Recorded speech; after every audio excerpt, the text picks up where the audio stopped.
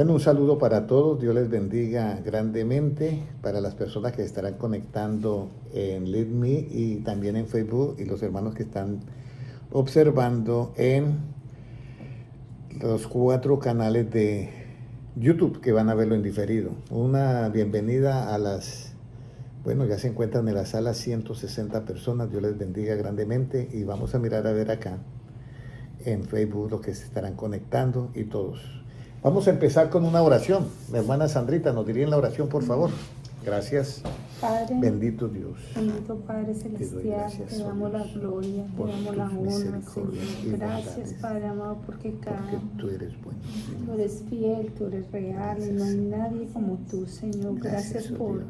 este Guíanos. día, por un día más de vida, Llévanos, Señor, por Señor. tenernos aquí reunidos en tu nombre, escuchando tu palabra, porque la suma de tu palabra es verdad, Señor. Por eso estamos aquí, porque tú has puesto eso en nosotros, Señor. Amén. Gracias por los Bendito que Dios. podemos estar presentes escuchando esta gran palabra que tú nos quieres impartir de la boca del hermano Henry, Señor. Amén. Bendito Gracias, Dios. mi Señor, por el privilegio, Señor Bendito Jesucristo, Dios. de escuchar tu voz, Señor. Edifícanos, Señor, con tu palabra, Padre Santo, y ayúdanos cada día a ser mejores, Señor, más como tú, Señor. Te lo pedimos en el nombre de Jesús. Amén. Amén. Bueno, hoy vamos a tener una enseñanza que es acerca de la verdad. Si uno va a cualquier iglesia y pregunta, ¿usted cree que está en la iglesia verdadera? Lo más seguro que la persona va a contestar Dice sí. que sí. Y va uno a la otra iglesia, ¿usted cree que también va a contestar que sí? Va uno a otra iglesia, también va a contestar uno que sí. Y van a nuestra iglesia, también vamos a decir que sí, que estamos en la verdadera. Entonces aquí hay una parte que yo quiero explicar, y es acerca de la verdad. Yo me encontré en un problema cuando estaba estudiando filosofía y letras con el profesor que me dijo que qué era la verdad. Y yo le dije lo que dice la Biblia. Jesús dijo, yo soy el camino, la verdad y la vida. Cristo es la verdad. Yo, pero expliquen la verdad, ¿qué es? Entonces yo le digo, no, pues Cristo es la verdad. O sea que todo lo que sea verdad es Cristo. Yo le digo, sí. Te dijo, si yo digo esta es una silla, ¿es mentira o es verdad? Y es verdad. O sea que eso es Cristo. No, tampoco. Entonces me puso a estudiar. Y pienso que esto es este tema es muy bonito porque para nosotros que somos cristianos, que creemos en Cristo, nos va a ayudar mucho para orientar a otras personas, ¿ya? Entonces vamos a leer primero en Juan, el capítulo 8 y versículo 32. Ustedes tranquilos, pues van a oír nada más. Con eso van a retener un poco más, ¿ya? Entonces dice Juan 8:32 o 8:31. Dijo Jesús a los judíos que habían creído en él, si vosotros permanecieren en mi palabra, cuando él dice en mi palabra son las palabras de Cristo, dice, seréis verdaderamente mis discípulos, conoceréis la verdad y la verdad os hará ¿qué? Libres. Pero la condición para encontrar esa verdad tenía que ser permaneciendo en las palabras de ¿quién? De Cristo. En algunas Biblias están las palabras de Cristo en rojo, como ven los ahí, en rojo. Entonces, eso que está en rojo, que habló Cristo, es lo que se llama evangelio. Y todo lo que esté de Génesis, Apocalipsis, de acuerdo a las palabras de Cristo, es evangelio. Y Jesucristo mandó a predicar ¿qué? El evangelio. Entonces ya quedó claro eso, ¿cierto? Ya cuando usted lee por aquí algo, el testigo perverso se burlará del juicio y la boca de los impíos encubrirá la iniquidad. Entonces usted lo analiza con las palabras de Cristo y dice, está de acuerdo, esto es evangelio. Aunque esté en el Antiguo Testamento es evangelio, ¿ya? Todo lo que esté de acuerdo a las palabras de Cristo que están en tinta roja es evangelio. Yo decía una frase mucho, me decía, páselo por la tinta roja y eso es evangelio. O sea, las palabras de Cristo en alguna Biblia están en tinta roja. Bueno, entonces vamos a mirar ahora. Jesucristo dice, conoceréis la verdad si permanecemos en las palabras de ¿quién? De Cristo. ¿Cómo yo sé que soy de la verdad? Con las buenas acciones. Con las buenas acciones. Pero vamos a hacer algo muy importante esta noche, ¿ya? Recuerde que nosotros tenemos nuestra manera de ¿qué? De pensar, ¿ya? Y en la Biblia hay algo que está oculto. Y hay dos cosas que tenemos, una que entender y otra que buscar. Entonces, en Primera de Pedro, yo estoy dando una enseñanza realmente para ustedes, porque no es una enseñanza que yo traigo otra enseñanza aquí escrita, pero estoy dando algo así para como dice, entregarles este tesoro. En segunda de Pedro 1.20, mire lo que nos dice. 1.20 dice, ¿qué es lo que yo tengo que entender primero? Voy a poner un ejemplo. Vamos a suponer que el hermano John tiene una fábrica y me dice, mire, aquí en esta fábrica lo que usted tiene que entender primero es esto. Y si yo entiendo eso primero, ¿cómo voy a hacer el trabajo? Bien. Pero si no entiendo eso, mal. Lo voy a hacer regular, vamos a decirlo mal. Entonces, cuando yo voy a leer la Biblia, tengo que entender algo primero, porque si no lo voy a hacer mal. Y en segunda de Pedro 1.20 dice, entendiendo primero que ninguna profecía de la Escritura es de interpretación, ¿qué? Privada.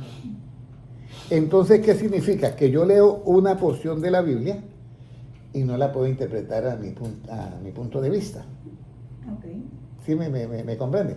Al no ser que sea las historias bíblicas, que es diferente. Uno dice, escribió porque en esa época la cultura de los judíos es esta, la cultura de los italianos era esta. Entonces ya hay puntos de cultura y puntos de vista diferentes. Pero cuando es acerca de la sabiduría, de lo que es el temor de Dios y el conocimiento, no podemos dar nuestra interpretación, ¿qué? Privada, es lo que dice. Y ahorita vamos a entender por qué. La Biblia es una sola, pero está diferentes iglesias y podemos decir cada iglesia con su punto de vista, ¿es correcto? Sí, señor. Sí, cada una. Pero olvidaron esta parte, entendiendo primero esto, que ninguna escritura, profecía de la escritura es de interpretación, ¿qué? Privada, ninguna. O sea, ¿dejó alguna por fuera para interpretarla? No quedó ninguna. Todo no tiene interpretación privada. Entonces, ¿cómo yo hago? Si no puedo interpretar la Biblia, pero todo el mundo que la quiere interpretar, ¿sí o no? Todo el mundo la quiere, sí. pero yo tengo que entender primero eso, que no es de interpretación privada. Entonces, ¿cómo hago yo? Entonces, me voy a Lucas 21.15. 21.15. Van tomando así, como dicen, en su mente la nota. Mire lo que dice 21.15. Dice, Cristo está en tinta roja. Sí.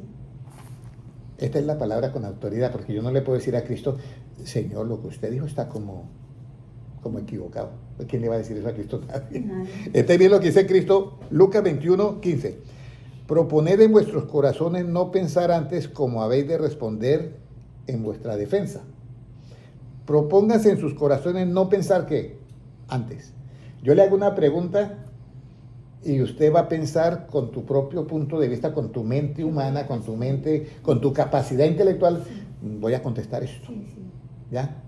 Entonces, de aquí en adelante, lo que yo persigo... El 14. Sí, el 14. Lo que yo quiero es proponer lo que Cristo quiere. Propónganse en sus corazones, en sus mentes, a no pensar antes cómo habéis de responder en vuestra defensa. El primer paso. Entonces me hacen una pregunta y yo recuerdo que yo hacía un juego con mi padre para enseñarle esto. Mi padre fue pastor, era pastor. Entonces él ya descansó del Señor. Entonces mi padre, yo le decía, te voy a hacer una pregunta y usted me contesta. ¿Hay luz oscura o hay luz clara? Entonces mi padre pensaba, no, pues si es luz, tiene que ser clara. Luz oscura no es, eso es tiniebla ya. Y yo le decía, cuando usted me contestó eso, ¿pensó en la Biblia? No, yo pensé en algo lógico. Y usted sabe que si hay luz oscura, en la Biblia está. Yo iba a decir, la luz. Mire, vamos a ir a Zacarías 14:6, vamos a mirar. Y yo le voy a explicar ese mismo, de la luz oscura, ¿ya? Que eso es lo que yo le estaba hablando de la dispersión de la luz. La luz del sol que vibra entre 400 y 800, esa es la luz la lumínica. Pero hay otra luz que nosotros no vemos, los rayos X, rayos alfa, rayos beta, rayos gamma, todos esos rayos duros. Son luces, nosotros no la vemos. Mire, Zacarías 14:6 lo puede leer, hermana Sandra, por favor. Y acontecerá que en ese día no habrá luz clara ni oscura. Y acontecerá que en ese día no habrá luz clara ni oscura. Cuando venga Jesucristo a Israel y ponga sus pies para comenzar el reinado milenial de Cristo, porque antes de eso va a ser el arrebatamiento. Ya no iba a hablar del arrebatamiento, ¿cierto? Entonces, de primero el arrebatamiento se va y luego regresa con todos, y cuando Él ponga los pies en el monte de Sión, ese día Israel va a estar sitiado de todos los ejércitos, pero ese día no habrá luz clara ni oscura. La luz oscura es la que utilizan todos los computadores para disparar misiles, para comunicarse. No habrá comunicación. Y eso yo lo pude comprobar en Colombia. Usted se va a una finca y hay un aguacero y hay un invierno y usted prende la radio y la emisora está sonando en la ciudad. Pero allá no entra porque se ha ido la banda transportadora que lleva la banda de luz. Entonces, esa luz oscura no está en ese momento. Entonces, lo mismo, no habrá luz clara ni oscura. Entonces, yo le decía, ahora le voy a preguntar, ¿hay luz clara o oscura? Conteste, no, si hay luz oscura. ¿Y por qué me puedo contestar así? Bueno, porque ahora pensé en la Biblia. Y ahora eso es lo que yo quiero. Cada vez que a ustedes le pregunten, piensen en la Biblia. Y de esa manera cogen el caminito para tener la mente de ¿quién? De Cristo. Exacto. ¿Ya me entendieron eso? Ya. Entonces miren lo que dice. Proponed en vuestros corazones no pensar antes como habéis de responder en vuestra defensa. Y el 15. Porque yo os daré, Cristo, en ese momento, daré palabra y sabiduría, la cual no podrá resistir ni contradecir todos los que se opongan. Entonces Cristo nos va a dar palabra y sabiduría, la cual no podrán resistir ni contradecir todos los que se opongan. Yo le daba un ejemplo a John hace un rato. Le decía que las palabras de Cristo tienen autoridad. Porque ¿cómo debo yo de predicar el Evangelio? ¿Con qué autoridad? ¿Con la autoridad de mi persona o con la autoridad de Cristo? Pero ¿cuál es la autoridad de Cristo? ¿Y qué consiste la autoridad de Cristo? Y yo hace 8 días había mandado a buscar un versículo, pero no lo encontraron, pero yo hoy sí ya lo traigo. Lucas 4:32, mire, ¿en dónde está la autoridad de Cristo?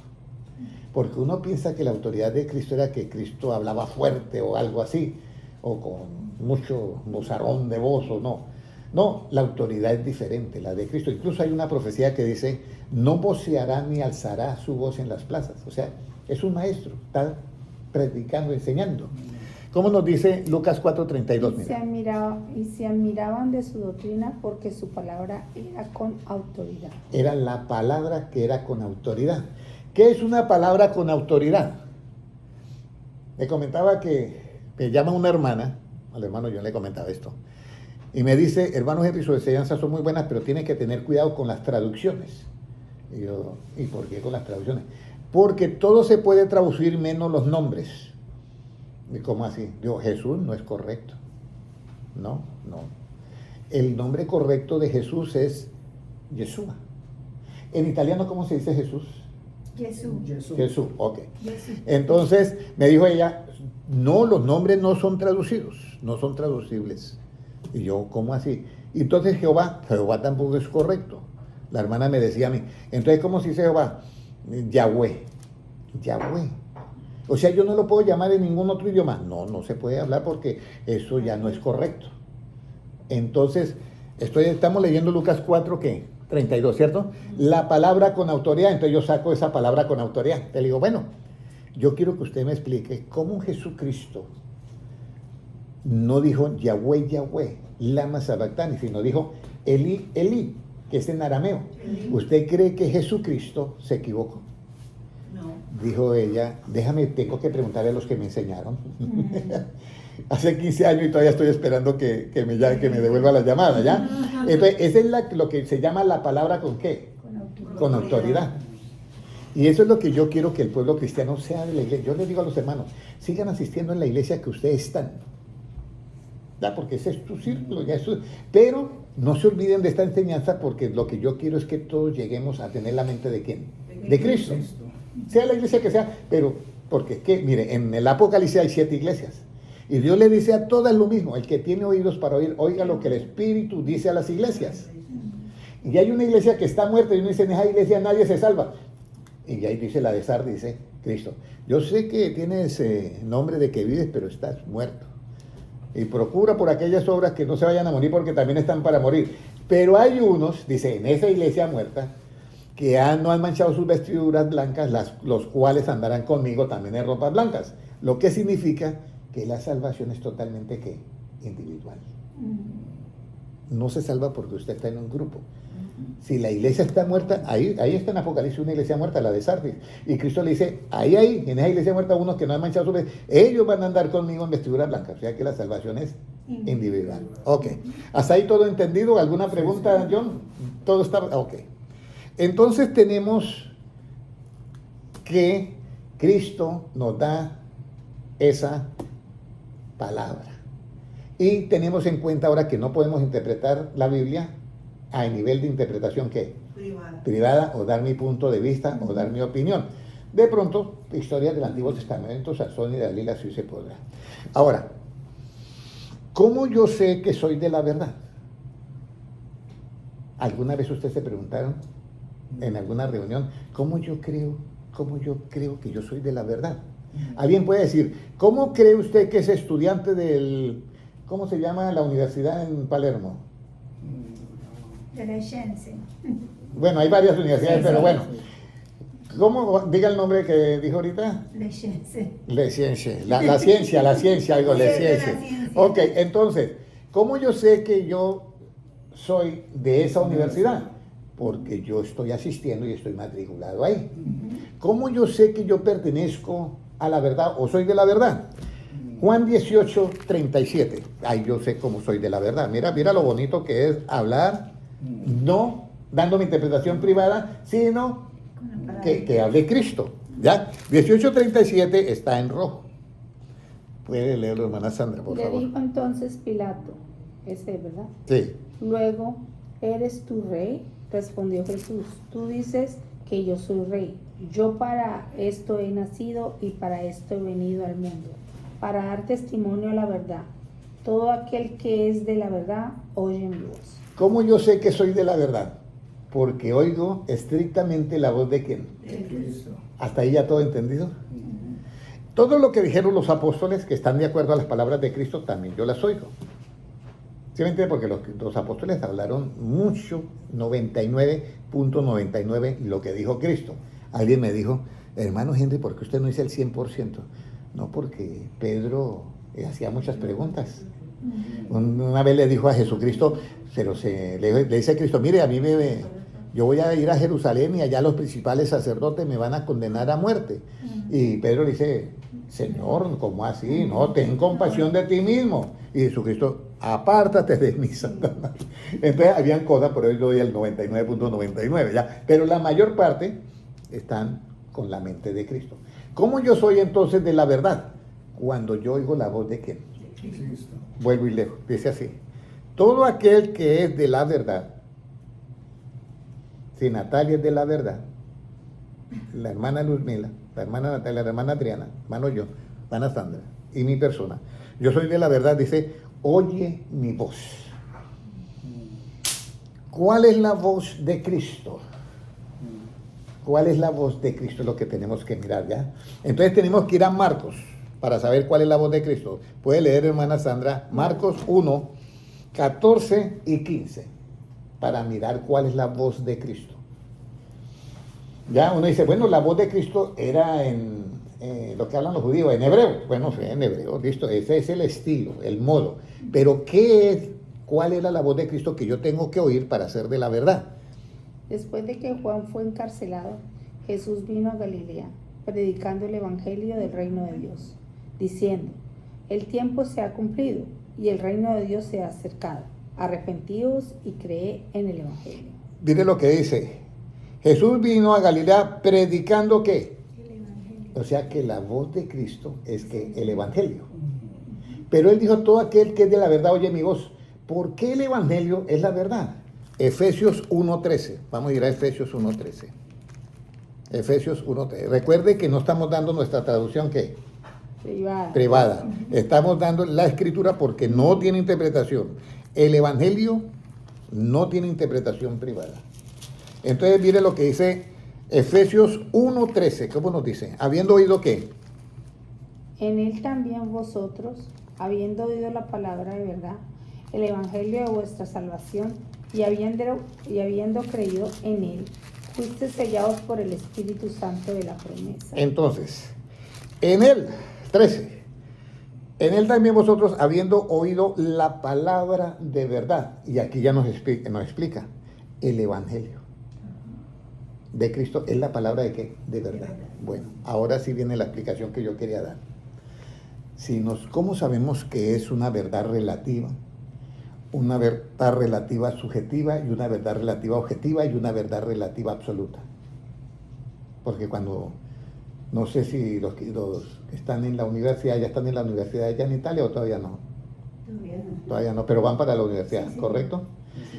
Cuando se llega a una universidad, siempre ahí va a haber un choque, no solamente cultural, sino también a nivel de religioso, ¿ya? Entonces, una de las cosas que uno va a encontrar es que le van a decir siempre, ¿y usted cree que está en la verdad? ¿Ya? Entonces yo voy a explicar qué es una verdad relativa subjetiva. Subjetiva es algo que yo no puedo tocar. Si yo me voy, o nos vamos todos en una máquina del tiempo y llegamos donde Cristóbal Colón, y le decimos a Cristóbal Colón, ¿cuánto usted gastó desde allá a Europa, aquí a América? Él en su tiempo, en su ciencia y con los barcos que eran de vela, va a decir 6 meses. No está mintiendo, está diciendo la verdad. Pero si le preguntamos a alguien que toma ahorita un crucero, creo que gasta 12 días por ahí o 10 días, yo creo. Y si es un avión comercial, 12 horas, 11, 13 horas por ahí, yo creo. Y si es un avión supersónico de la guerra de los Estados Unidos, que tenga un 4 más o 5 más de velocidad, va a decir 3 horas o 2 horas.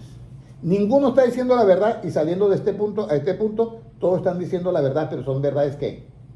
Diferentes. Porque está de acuerdo con la ciencia, de acuerdo con el tiempo y de acuerdo con el adelanto científico. Nadie está mintiendo, pero están diciendo verdades, pero diferentes. Sí. Y si yo le digo a Cristóbal Colón, y le digo al piloto del avión de guerra, dile que usted tiene una nave que gasta apenas 3 horas. ¿Qué va a decir Cristóbal Colón? Imposible. No, dígame una otra mentira, pero menos esa. ¿Qué 3 horas usted gasta? Yo gasto 6 meses. ¿Cómo usted va a gastar 3 horas? No, imposible. Entonces aquí es donde viene el problema de vivir en las épocas cada uno. Y cada uno da su punto de vista y es una verdad relativa que subjetiva, porque yo el viaje no lo puedo tocar. Pero yo le digo, esta mesa es blanca y es de vidrio. Y es más o menos para, vamos a decir que 3 y 3, 8 personas. Hagámosla para 10, pero en vez de que sea así, hagámosla más bien de mármol blanco. Entonces, esta es una verdad relativa objetiva porque la puedo tocar. Pero yo puedo hacer miles de modelos de ¿qué? De mesas. Y cada una tiene su estilo. Y a mí me va a decir, ¿y cómo es la mesa? No, pues tiene un vidrio al centro. Y no estoy diciendo mentira, estoy diciendo la verdad. Hay otro modelo y digo lo mismo. No estoy diciendo. Ponerme de acuerdo, ¿cuál es la que yo voy a buscar? Y la esposa, ¿cuál es la que va a buscar? Pues mejor dejo que ella elija, porque nunca nos vamos a poner de acuerdo. Entonces, el asunto es que yo quiero que comprendan que esa es la verdad relativa, ¿qué? Objetiva. Dos características que tiene esta verdad objetiva y la verdad relativa subjetiva. 2 características que no son perfectas. Y a lo que no es perfecto, yo le puedo hacer enmiendas, correcciones, modificaciones y cambios y muchas cosas más. Sí. Porque por eso hay tantos modelos, tantas cosas y tantas y no son perfectas, ¿ya? Esas verdades. Pero también tienen otra característica, que no son completas. Entonces, a lo que no es completo, yo le puedo hacer 2 cosas. Que es que agregarle o quitarle. ¿Hasta ahí está bien? Entonces, el problema es que Jesucristo dijo que todo aquel que es de la verdad, oye, ¿qué? Mi voz. Entonces, ¿cuál es la verdad que yo sigo? ¿La verdad relativa objetiva o la verdad relativa subjetiva objetiva o relativa subjetiva? O yo sigo la verdad absoluta. La absoluta. ¿Por qué es absoluta? Porque es perfecta y nunca le sobra ni le hace falta. Y eso está en las palabras de Cristo, que dijo, los cielos y la tierra pasarán, pero mis palabras, ¿qué? No pasarán. Y esa es la verdad absoluta. Por eso Cristo dijo, conoceré la verdad y la verdad os hará ¿qué? Libre. ¿Libres de qué? Con esa verdad es que somos libres del pecado. ¿Ya? Pero ahora, ¿para qué nos sirve la verdad? Eso es como cuando Esaú y Jacob, Esaú tenía hambre y entonces le dice, Jacob, véndame tu primogenitura. Y él hace su análisis y dice, ¿y para qué me sirve la primogenitura? Si me estoy ahorita muriendo de hambre. Bueno, se la vendo por el plato de lentejas y vendió. Alguien puede pensar que saber la verdad no es tan importante, y sí es muy importante. Muy importante. Porque con la verdad es que usted puede tumbar todas las mentiras. ¿Se entiende? Y entonces, ¿para qué es más importante la verdad? Dice, vamos a poner un ejemplo, estamos todos acá y nos acusan de que nos hemos robado una bicicleta. Le mandan a usted con esa bicicleta. No, nada, usted nada, nadie nada. Y nos llevan ante la corte. Y estamos ante el juez.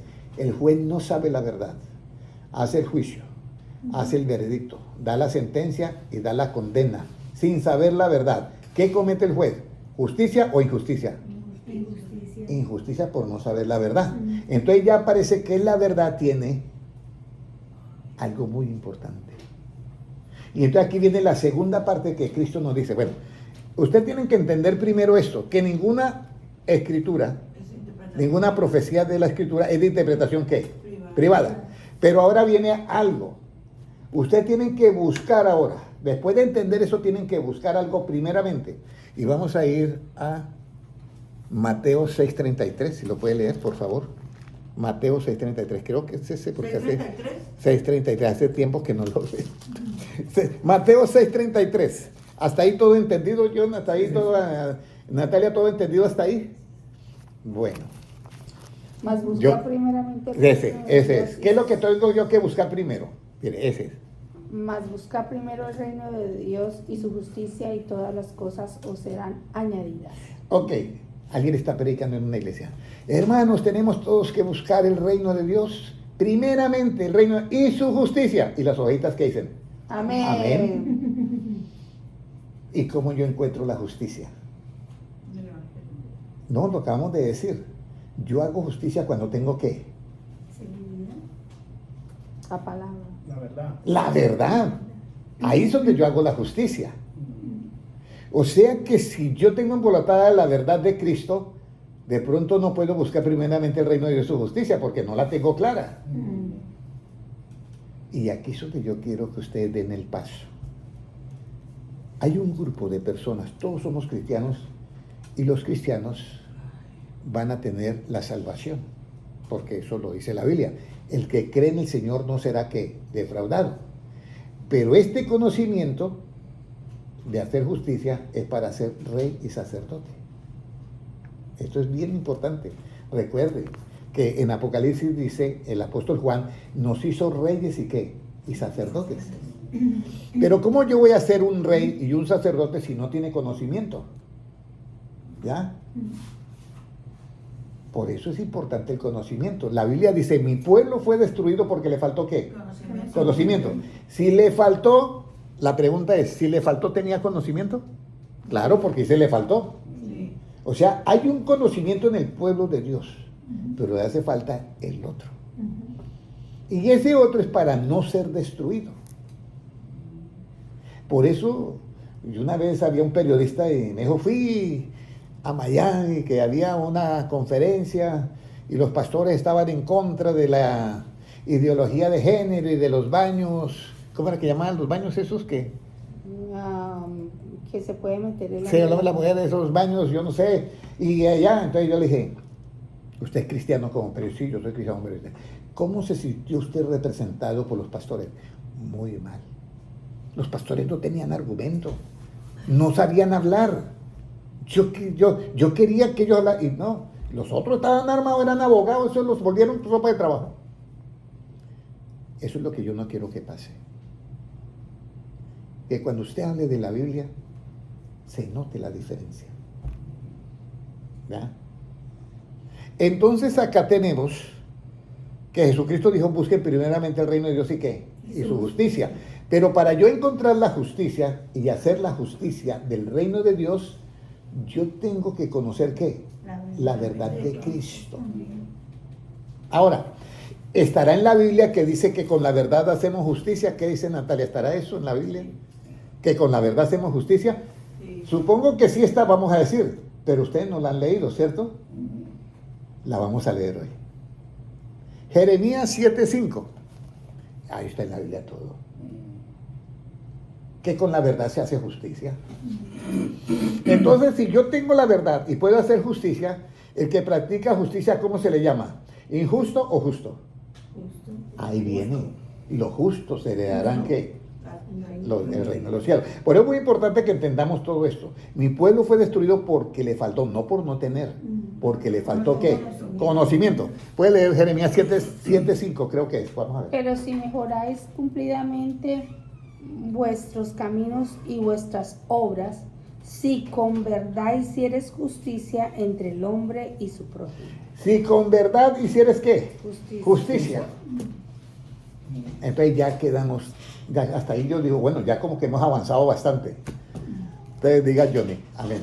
Es muy importante que tengamos esto en nuestra mente. Y lo más importante, yo quiero que ustedes tengan esto. Siéntate, por favor. Y lo más importante es que ustedes lo puedan compartir con quienes, con aquellos seres queridos, en la iglesia que estén.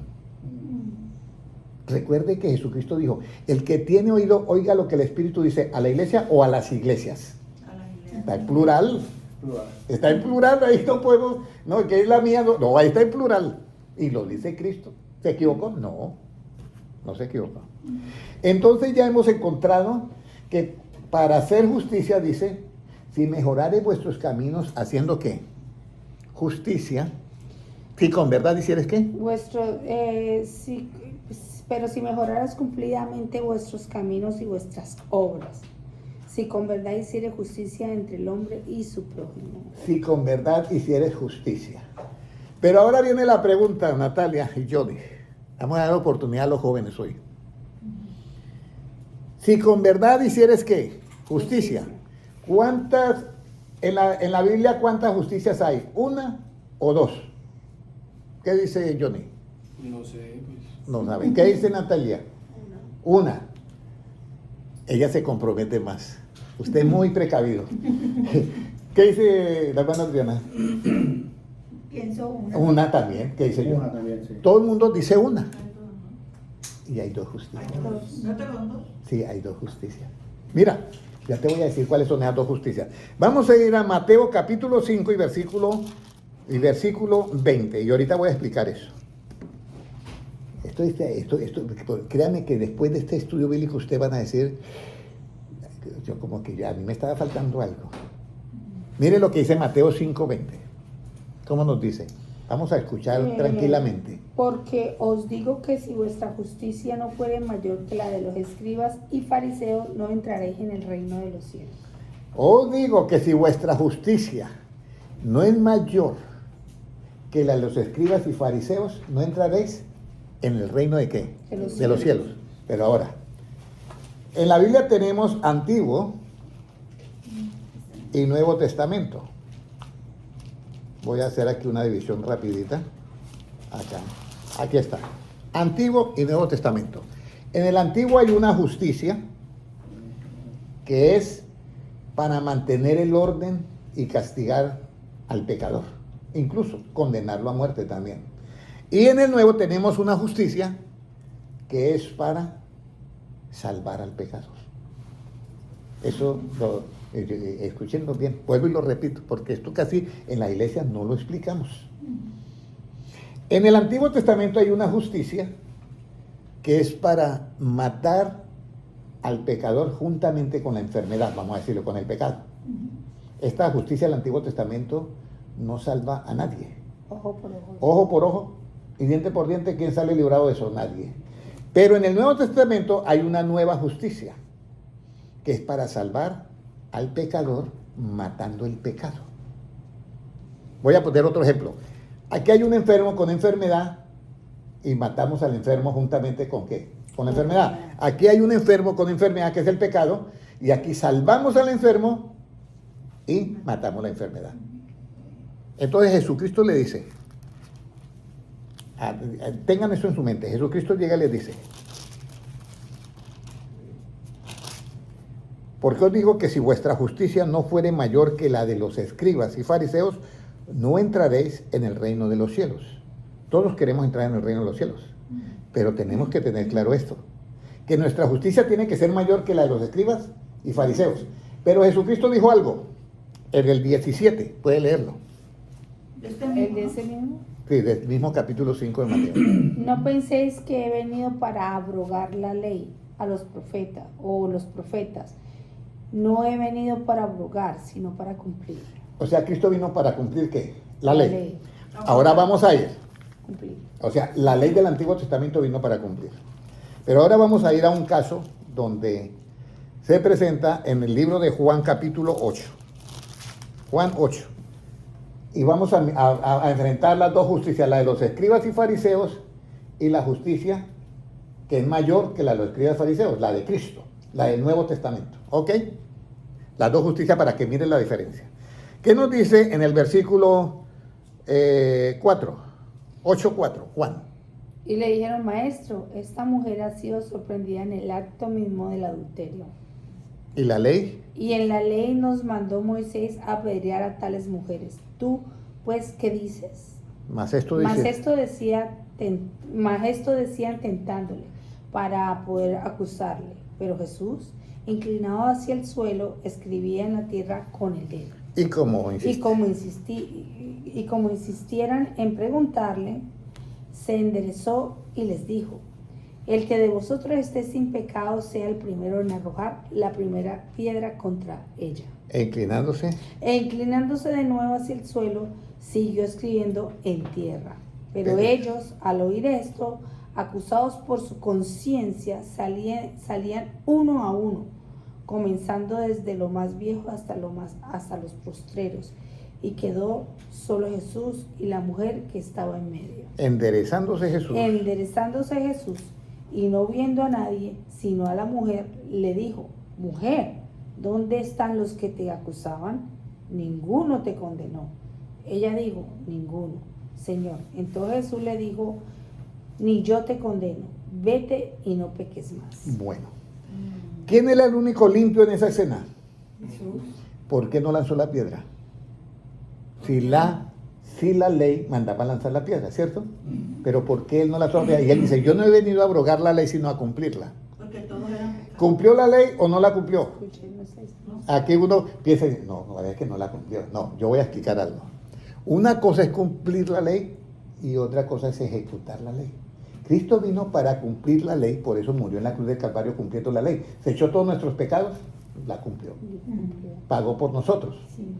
Ejecutar es, yo voy, por decir, manejando el carro y el hermano John es policía. Y entonces yo me paso la luz en rojo. Me pone las luces y me dice, Señor, se pasó la luz en rojo. Tengo que hacerle un ticket y me hace el ticket. ¿Él está cumpliendo la ley o ejecutando la ley? Muy bien, ejecutándola. Yo veo la luz en rojo y me detengo. ¿Estoy cumpliendo la ley o la estoy transgrediendo? Ya estoy cumpliendo. Jesucristo era el único limpio. Él podía lanzar la piedra. Pero si lanzaba la piedra, ¿estaba cumpliéndola o ejecutándola? Ejecutándola, ok. ¿Me han entendido ahí? Entonces, por eso Jesucristo dice, yo no he venido a abrogar la ley, sino a cumplirla, pero no a ejecutarla. Entonces, ahora aparece la justicia que es superior a los escribas y ¿qué? Fariseos. Y fariseos. Y le dice lo siguiente, ¿dónde están los que te acusaban o te condenaban? Ninguno te condenó, ninguno. Entonces Cristo saca la justicia que es superior a la de ellos. Ni yo te condeno. Y le da la solución. Le mata la enfermedad. Vete y ¿qué? No peques más. No peques más. Hasta ahí entendieron ahora sí la justicia. Ahora,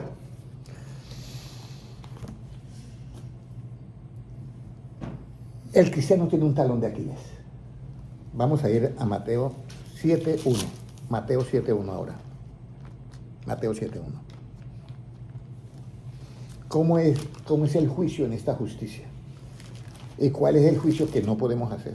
Y es el que todos hacemos. Todo el mundo hace. Yo también. A veces se me zafa la cadena, por supuesto. Pero ¿cómo nos dice Mateo 7.1? Miren lo que dice Mateo 7.1. No juzguéis para que no seáis juzgados. no juzguéis para que no seáis juzgados. Está Tinta. en tinta roja, o sea, que habló Cristo. Y esto es lo que se llama que Evangelio, y todo lo que esté del Antiguo al Nuevo Testamento, que esté de acuerdo con esta tinta roja, con la palabra de Cristo, es Evangelio. Y Jesucristo dijo, no juzguéis para que no seáis juzgados, porque con el juicio con que juzgáis seréis juzgados, y con la medida con que midéis os será medido, y un poquito le van a agregar. Bueno, Jesucristo dijo, no juzguéis. ¿Juzgamos en las iglesias? Sí, Sí, se juzga. ¿Qué hacemos entonces con las palabras de Cristo? no las cumplimos. No las cumplimos. Y dice que el que es de la verdad, ¿qué voz oye? La voz. Sí, ¿se acuerda de Juan 18:37? Todo aquel que es de la verdad oye mi voz. Entonces, si Jesucristo no juzguéis para que no sea juzgado y nosotros lo hacemos, es porque nos falta ¿qué? Conocimiento. Tenemos conocimiento, pero nos hace Nos falta más. Nos falta más. Nos falta el poquitico para no ser destruidos o para poder entrar al reino de los cielos. Entonces, ¿cómo yo debo de juzgar? ¿Les parece interesante la enseñanza bíblica? ¿Cómo yo debo de juzgar? Vamos a Juan capítulo 7 y versículo 24. Ya terminamos. Ahí ya estoy llegando ya al final porque ya son las 7. ¿Cómo me queda? Juan 7, 24. Puedes leerlo. No juzguéis según la apariencia, sino juzga con justo juicio. No juzguéis Según la apariencia, según la apariencia, sino juzga con justo juicio. con justo juicio. No juzguéis según la apariencia. ¿Creen ustedes que nosotros juzgamos mucho la apariencia? Sí. Y Cristo dice, no juzguemos. ¿Pero por qué lo hacemos? Porque nos falta ¿qué? Conocimiento. Muy bien, no porque no tienen. Tenemos conocimiento, pero cometemos. Pero dice, no juzguéis según la apariencia, sino juzgad con justo juicio. Natalia, ¿alguna vez te han preguntado, te han enseñado el justo juicio de Cristo? Nunca, ¿cierto? ¿Qué dice mi hermana Adriana? ¿Qué dice hermano John? Johnny, ¿alguna vez te han enseñado? Leyeron este versículo, no juzguéis según las apariencias. Hermano, no juzguéis según la... Eso lo entiendo. Pero, sino juzgad con justo ¿qué? Juicio. ¿Cómo se hace el justo juicio? ¿Usted lo recuerda? ¿No? No lo recuerdo. No, es que créame que yo he tenido que dar esta enseñanza varias veces, porque esto es un tesoro que es como el agua en la mano, se va en un momentico. Yo termino la enseñanza y yo puedo preguntar y de pronto dice, oye, sí escuché, pero no retuve. Eso es verdad, eso pasa, porque estas son enseñanzas muy celosas. Entonces, juzgad con justo juicio. Vamos a mirar en qué consiste el justo juicio. Juan capítulo 5, creo que es, y versículo 30. Vamos a ver a Jesucristo cómo hacer el justo juicio. No puedo yo hacer nada por mí mismo. Según oigo, así juzgo. Y mi juicio es justo. Óyeme, él dice, ¿y mi juicio es qué? Justo, o sea que ya hemos llegado al justo juicio. Pero ¿por qué el justo juicio, o el juicio, o, o mi juicio es justo? ¿Por qué en Cristo es justo? Léalo. Y mi juicio es justo porque no busco mi voluntad, sino la voluntad del que me envió, la del Padre. Entonces no busco mi voluntad, sino la voluntad de quién? Del Padre Padre que me envió. Entonces aquí viene la clave. Ninguna profecía de la Escritura es de interpretación ¿qué? Privada. Si yo doy la interpretación privada, busco mi voluntad. Si yo doy mi interpretación privada, ¿estoy haciendo mi voluntad? Sí. Sí, claro que sí. Si yo busco mi interpretación privada de la Escritura, ¿estoy haciendo mi voluntad? Sí. Si yo oigo que dice, ninguna de la Escritura es de interpretación privada, y yo digo, no puedo dar la interpretación privada, ¿cuál voluntad estoy haciendo? La de Dios, ¿correcto? Sí, sí. Entonces dice, mi juicio es justo porque no busco mi voluntad, sino la voluntad del que me envió, la del Padre. Y esto lo dice nada más que Cristo. Ahora, ¿cómo yo sé que voy a hacer la voluntad de Dios? Uno dice, bueno, porque leo en la Biblia y hago lo que está escrito en la Biblia. Pero es que a veces nos equivocamos. No juzgues para que no seas juzgado, si es lo que hacemos. Entonces ahora viene, pero ¿cómo yo hago para hacer el justo juicio? Tengo que hacer la voluntad del que me envió. ¿Cómo yo hago el justo juicio y puedo estar seguro de que he hecho el justo juicio? Juan 7, 17. ¿Cómo yo puedo hacer la voluntad de Dios? ¿Cómo creen que se imaginan que es hacer la voluntad de Dios? Hacer lo que Él dice, pero miren lo que dice Cristo. Está en tinta roja. Juan 7, 17, ¿qué dice? El que quiera hacer la voluntad de Dios conocerá si la doctrina es de Dios o si yo hablo por mi propia cuenta. Lo está diciendo Cristo. El que quiere hacer la voluntad de Dios, Johnny quiere hacer la voluntad de Dios. Cristo le está diciendo, el que quiere hacer la voluntad de Dios, conocerá si la doctrina es de Dios o si yo hablo por qué. Mi propia cuenta. O si yo doy mi propia interpretación, ¿qué? Privada. Pues mire todo lo que nosotros necesitamos. Aquí, hacer la voluntad de ¿quién? De Dios. ¿Qué hay que hacer para hacer la voluntad de Dios? ¿Qué tenemos que hacer? Y ahora vamos a Colosenses, y ahí terminamos. Ahí terminamos. Filipenses, Colosenses, capítulo 1 y versículo 9. ¿Filipenses qué? Colosenses 1, 9. Filipenses 1. Dice el apóstol Pablo, voy a decirlo así para la hermana me va corrigiendo ahí. Dice así, desde que nosotros oímos de vosotros, o sea, de ustedes hermanos, de Colosas, por eso se llama Colosenses, no cesamos de orar, ¿cierto? El 1:9, de orar por vosotros y de pedir. Por lo cual también nosotros del día que lo oímos, no cesamos de orar por vosotros. ¿Y de pedir qué? Que seáis llenos ¿Del conocimiento de qué? de su voluntad, ¿En toda qué? sabiduría e inteligencia espiritual. Dice, desde el día que nosotros oímos que hay unos hermanos en esta ciudad de Colosas, desde el día que oímos que hay unos hermanos en la ciudad de Palermo, no cesamos de orar para que el Señor os dé, para que sean llenos, es que dice, del conocimiento de su voluntad, y dice, en toda sabiduría e inteligencia, ¿qué? Espiritual. ¿Por qué tenemos para ser llenos de la voluntad de Dios?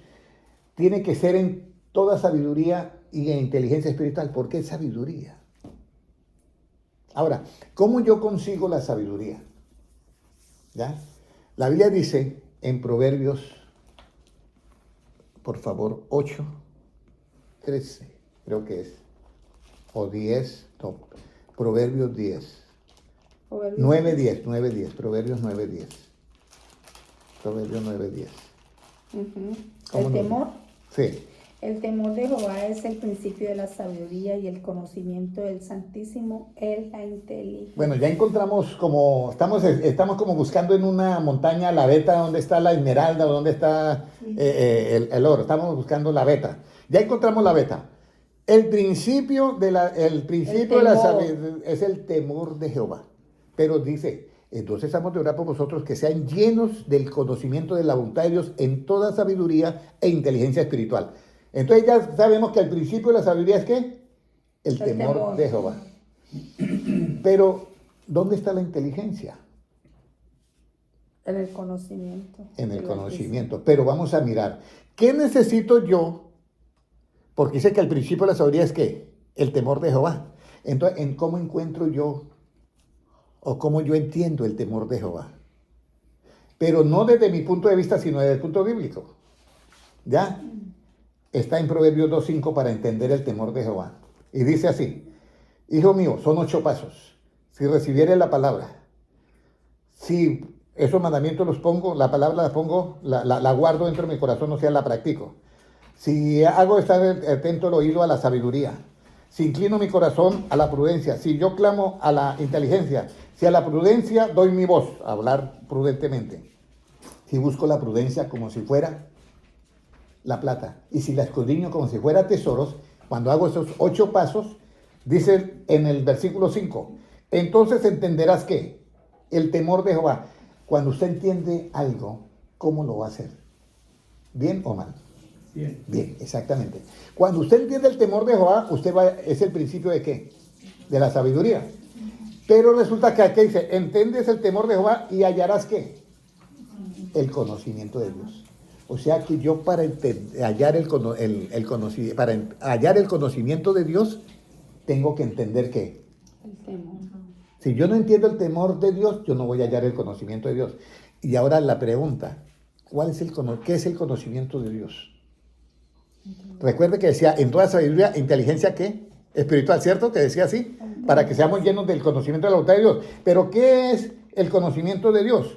Vamos a ir a Proverbios, ahora sí, 9:10. Puede leer, hermana Sandra, por favor. Y yo digo que El temor de Jehová es el principio de la sabiduría y el conocimiento del Santísimo es la inteligencia. Muy bien, ahí ya estoy llenamos todos. La Biblia no es un libro como para leerlo como una historia, sino es un libro de sabiduría que hay que entenderlo. Porque Cristo, por eso dice que a los apóstoles, en Lucas 24:42 dice, después de 3 años y medio, resucita a Cristo y los ve a todos, menos a Judas Iscariote porque ya había muerto. Les dice que les abrió ¿qué? El entendimiento para que comprendieran ¿qué? Las Escrituras. ¿Y cuáles?